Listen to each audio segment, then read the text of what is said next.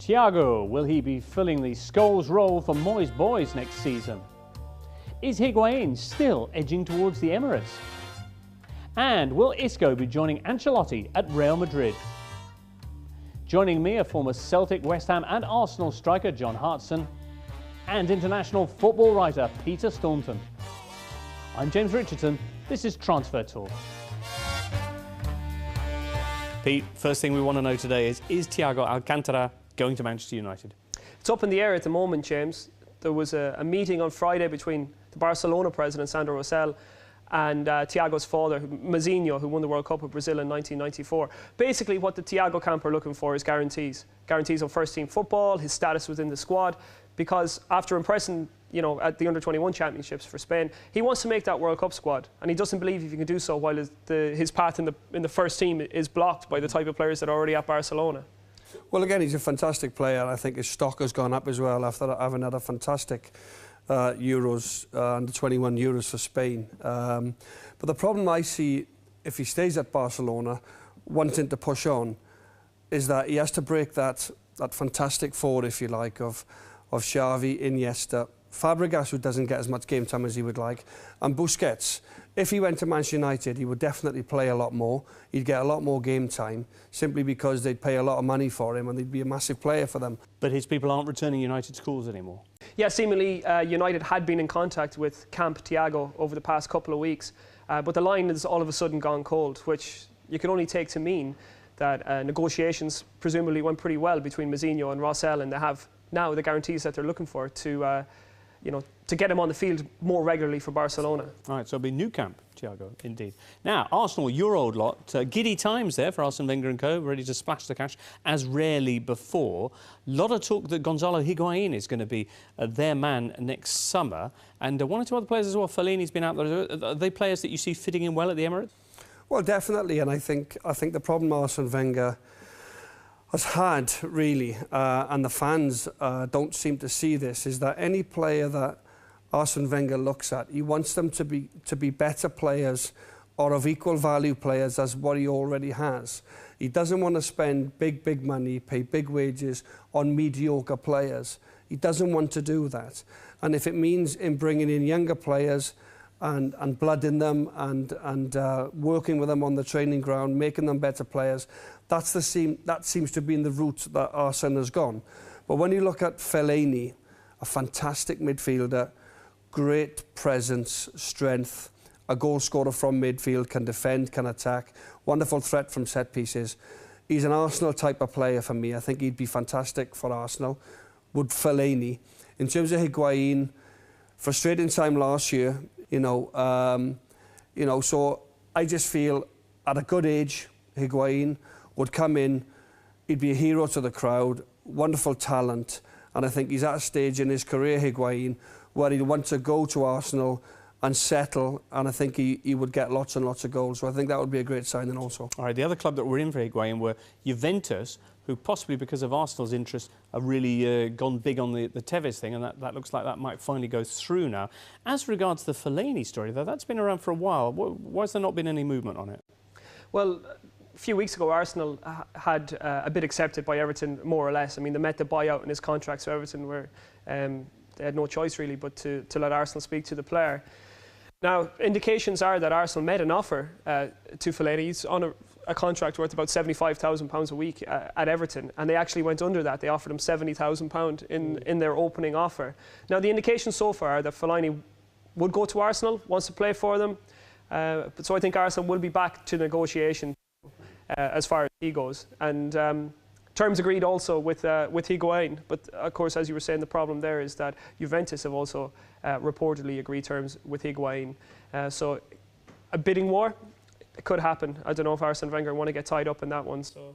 Well, I think what Arsenal are at a situation now, they've not really gone big on players in recent years. Certainly the supporters want them to go, and there's reportedly money there. They want them to go and get some big players, and for me, they don't come any bigger than Fellaini and Higuain. Now, moving along, if Everton do manage to shift off Fellaini down to North London, that would give them the money they need for Victor Wanyama, the hot Celtic defensive midfielder who's on everyone's lips. Yeah, he's caught a lot of eyes, hasn't he, Victor, in the last year or so. His performances in the Champions League, especially against Barcelona, really put him on a lot of people's radar. Well, again, he's the type of player that any team would want, really. He's very disciplined, he's a good size, good athlete, young. He's not going to. His representatives have told Celtic he's not going to sign a new contract. With a year left on his deal, £10 million is a fantastic sum of money. And I know there'd be quite a few clubs wanting his signature. It's reported at Southampton. You know, but I think, with all due respect to Southampton, you know, what can Southampton achieve next season in terms of, you know, staying in the Premier League is a good season for them. I think Wanyama's a better player than that, and he should certainly, you know, aim his sights a lot higher than Southampton. And if he can get to an Everton or a club somewhere of that middle pack, if you like, not too sure whether any of the top four would go for him, but you know, he's a top player, and he's given Celtic good service. He's been wonderful for them. Brilliant. Now, the last few days have seen some movement, managerially speaking. Paris Saint-Germain finally found themselves a manager. It was Laurent Blanc, who was pretty much the last man standing when the music stopped. And Real Madrid have now confirmed Carlo Ancelotti.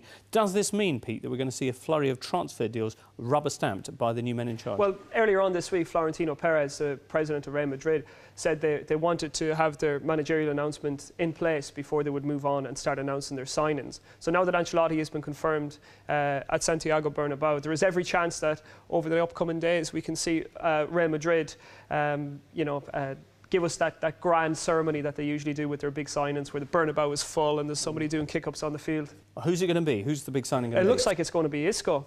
Now, I know this time last week we said that it's better for his career, probably, if he goes to Manchester City, works with Pellegrini, gets the first-team football that he needs there, because Madrid can sometimes be a bit of a black hole for young Spanish talent. But it looks like he's made up his mind. He wants to join Madrid. Madrid want him, and a deal with Malaga looks close. A deal with the player looks close, and I think once he comes back from his holidays in Ibiza, you're looking at Real Madrid's superstar signing of the summer. Does that mean, consequentially, that Gareth Bale definitely won't be going to Real Madrid? I don't believe he will go this summer. I think the deal would have been done. It would have been announced by now, generally, if normally it's done by now, isn't it, in general circumstances. But, you know, the word coming out of Tottenham Hotspur is that Gareth won't be going anywhere this season. I think he seems quite happy to stay for a year. And maybe we'll have this conversation again in 12 months' time. Everybody's got their view, and certainly I have, in terms of the reasons why I think he should join Real Madrid. But if Gareth wants to stay for one more... Why do you think he should join Real Madrid? Well, I think it's one of the biggest clubs in the world. They predominantly in the mix for trophies. I think that derby with Barcelona is a game that any player would love to be involved in. You know, the crowd, just to put on that white famous shirt of Real Madrid as well, you know, and...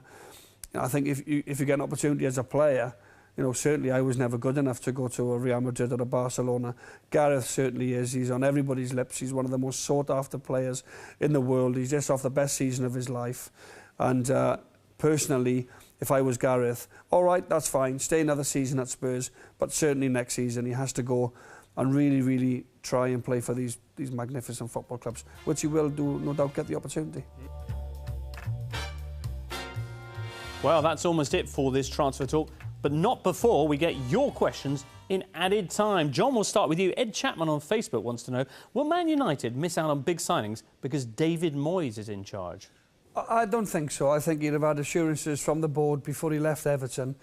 I think Manchester United are a very wealthy club, and I'm sure he'll have his eye on one or two players, so I don't think that would be an issue at all. If he wanted a certain player, I think they'd go and get him.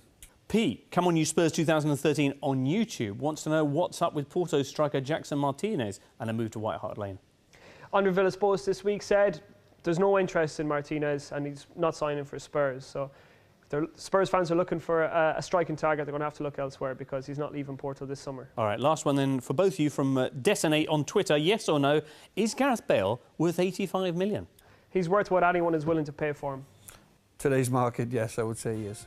That's it then for this week's show. If you enjoyed it, do subscribe. And if you have any questions for next week's Added Time, just leave them on Facebook, YouTube or Twitter.